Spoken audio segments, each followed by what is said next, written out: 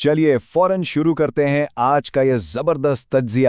آج ہم Ertugrul Ghazi کے پہلے سیزن کی 12ویں قسط کی ان گہری اور پیچیدہ سیاسی سازشوں کا جائزہ لینے والے ہیں۔ اس کہانی میں جذبات اور غداری کا ایک ایسا جال بچھا ہے نا جو آپ کو ہر قدم پر حیران کر دے گا۔ ہم صرف سامنے نظر آنے والی کہانی نہیں دیکھیں گے بلکہ ان چھپے ہوئے مقاصد کو بے نقاب کریں گے جو ان کرداروں کو نچا رہے ہیں۔ یہ قسط اس بات کی بہترین مثال ہے کہ کیسے خاموشی دراصل کسی بہت بڑے طوفان یا غداری کا الرٹ ہوتی ہے۔ اب ذرا صورتحال کو سمجھنے کی کوشش کرتے ہیں۔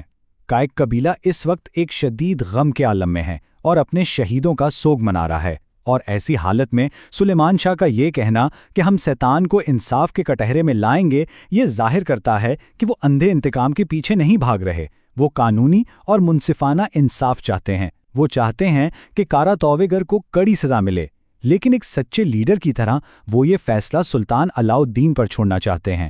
کیوں؟ کیونکہ اب یہ صرف ان کے قبیلے کا مسئلہ نہیں رہا بلکہ پوری ریاست کے خلاف بغاوت ہے۔ تو اب آتے ہیں اپنے پہلے اہم حصے کی طرف، جو ہے سوگ اور ہجرت، یعنی کائے قبیلے کی بقا کا مسئلہ۔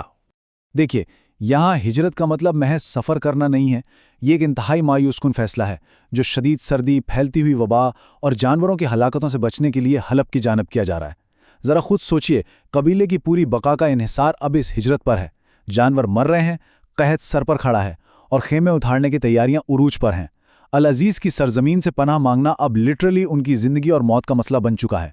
اور ایسی سنگین حالت میں سامنے آتے ہیں غداری کے سائے، یعنی وہ دشمن جو اندر ہی موجود ہیں۔ یہاں قیادت کے مقاصد میں زمین آسمان کا فرق دیکھنے کو ملتا ہے۔ ایک طرف سلیمان شاہ ہیں، ایک دم معزز اور اصولی، جو اپنے لوگوں کے لیے ریاست کے قانون کے مطابق انصاف چاہتے ہیں، اور دوسری طرف ہے کردبلو کی غدارانہ سازش۔ وہ سلیمان شاہ کی گرتی ہوئی صحت اور قبیلے کی مجبوریوں کا فائدہ اٹھا کر سرداری ہتھیانا چاہتا ہے۔ یہ دو بالکل مخالف نظریات ایک ہی قبیلے کو اندر ہی اندر تباہ کر رہے ہیں۔ اب کردگلو کی سازش کو ذرا قدم بقدم دیکھتے ہیں۔ اس کا پلان کتنا منظم ہے۔ پہلا قدم عام لوگوں کے دلوں میں بے چینی اور بغاوت کا بیج بونا۔ دوسرا قدم گندگدو کی کمزوریوں اور لالچ کا فائدہ اٹھا کر اسے اپنے ہی باپ کے خلاف بھڑکانا اور یہ یقین دلانا کہ سلیمان شاہ اب فیصلے کرنے کے قابل نہیں رہے۔ اور تیسرا قدم اس خاندانی اور قبائلی افراتفری کا پورا فائدہ اٹھا کر مکمل اقتدار پر قبضہ کرنا۔ واقعی یہ ایک نہایت ہی شاطرانہ چال ہے۔ لیکن چہریے، بالکل اسی وقت جب یہ اندرونی سیاسی کشمکش اپنے عروج پر پہنچ رہی ہوتی ہے، کہانی میں ایک ایسا زبردست موڑ آتا ہے جو سب کچھ بدل کر رکھ دیتا ہے۔ ہم سب کے ذہن میں ایک سوال تو گھوم رہا تھا نا کہ ارطغرل نے جن قیدیوں کو موت کے منہ سے بچایا وہ آخر ہے کون؟ ان کی اصل شناخت کیا ہے جس کی اتنی بڑی قیمت چکانی پڑ رہی ہے؟ اور یہاں سے پردہ اٹھتا ہے سلجوقی شاہی راز سے، جو کہ ایک انتہائی خطرناک انکشاف ہے۔ ہوتا کچھ یوں ہے کہ سلجان خاتون گندگدو پر ایک راز کھولتی ہے، اور یہ کوئی چھوٹا موٹا راز نہیں ہے۔ وہ بتاتی ہے کہ نعمان اور حلیمہ کوئی عام مسافر نہیں ہیں، ان کا تعلق سیدھا سلجوقی شاہی خاندان سے ہے۔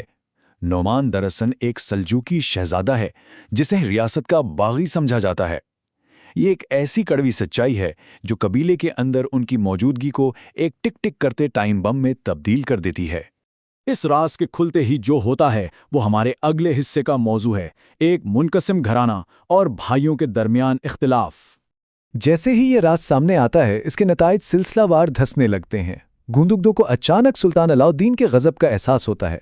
اسے لگتا ہے کہ اگر سلطان کو پتہ چل گیا کہ کائی قبیلہ ایک باغی شہزادے کو پناہ دے رہا ہے تو ان کا تو نام و نشان ہی مٹ جائے گا۔ ساتھ ہی یہ بھی کھل جاتا ہے کہ کردگلے کو ان کی اصلیت پہلے سے پتہ تھی، اور نتیجہ گندگدو اور ارطغرل کے درمیان ایک شدید قسم کا تصادم شروع ہو جاتا ہے۔ گندگدو غصے سے پاگل ہے کیونکہ اسے لگتا ہے کہ اسے موت کے اس کھیل میں جان بوجھ کر اندھیرے میں رکھا گیا۔ اب ذرا اس غصے اور افراتفری کو تصور کریں، اور بالکل ایسی سنگین حالت میں سلجان خاتون ایک اور دھماکہ کرتی ہیں۔ وہ اعلان کرتی ہیں کہ وہ حاملہ ہیں۔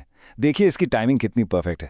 بالکل صحیح وقت پر بچے کی خبر سنا کر وہ فوراً گندگدو کا غصہ ٹھنڈا کر دیتی ہیں، اسے ایک وارث کی امید دلاتی ہیں اور آنے والے طوفان میں خود کو پوری طرح محفوظ کر لیتی ہیں۔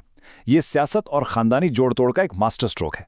خیر، اب بڑھتے ہیں اپنے آخری حصے کی طرف، جال کی طرف پیش قدمی، جہاں دشمن گھات لگائے بیٹھا ہے۔ کرزدوگلو یہاں ہر حد کراس کر جاتا ہے۔ وہ واپسی کے سارے راستے خود ہی بند کر دیتا ہے۔ اس کا اپنے آدمیوں کو یہ کہنا کہ ان کا پیچھا کرو اور انہیں جان سے مرنے میں ہچکچانا مت، اس کی ظالمانہ ذہنیت کو دکھاتا ہے۔ سوچئے ذرا، اقتدار کی ہوس اتنی بڑھ چکی ہے کہ ایک چچا اپنے ہی سگے بھتیجے کا خون بہانے کے لیے تیار بیٹھا ہے۔ اور دوسری طرف ہمارا ہیرو ارطغرل اپنے قبیلے کو بچانے کے لیے ایک انتہائی اہم سفارتی سفر پر حلب کی طرف نکل پڑتا ہے، پر اس بیچارے کو بالکل اندازہ نہیں ہے کہ سائے کی طرح قاتل اس کے پیچھے لگے ہیں۔ وہ ایک ایسی راہ پر چل پڑا ہے جہاں موت کا جال کسی اور نے نہیں بلکہ اس کے اپنوں نے ہی بچھایا ہے، اور وہ اس سب سے مکمل طور پر بے خبر ہے۔ تو آخر میں جس سب سے بڑے سوال پر ہم سب کو غور کرنا چاہیے وہ یہ ہے، کیا کوئی بھی کمزور قبیلہ جو پہلے ہی اتنی مشکلات سے گزر رہا ہو بیرونی دشمنوں سے بچ سکتا ہے، جب سب سے بڑی غداری اور سب سے بڑا خطرہ خود ان کے اپنے خیمے میں پل رہا ہو؟ یہ صرف اس قسط کی کہانی نہیں بلکہ ایک ایسی حقیقت ہے جو ہمیں سوچنے پر مجبور کر دیتی ہے کہ آگے جا کر کیا طوفان آنے والا ہے، کیونکہ حقیقت یہ ہے کہ سب سے خطرناک دشمن وہ نہیں جو سامنے کھڑا ہو، بلکہ وہ ہوتا ہے جو انسان کے دسترخوان پر اس کے ساتھ بیٹھتا ہے۔ اب آگے کیا ہوگا یہ تو وقت ہی بتائے گا۔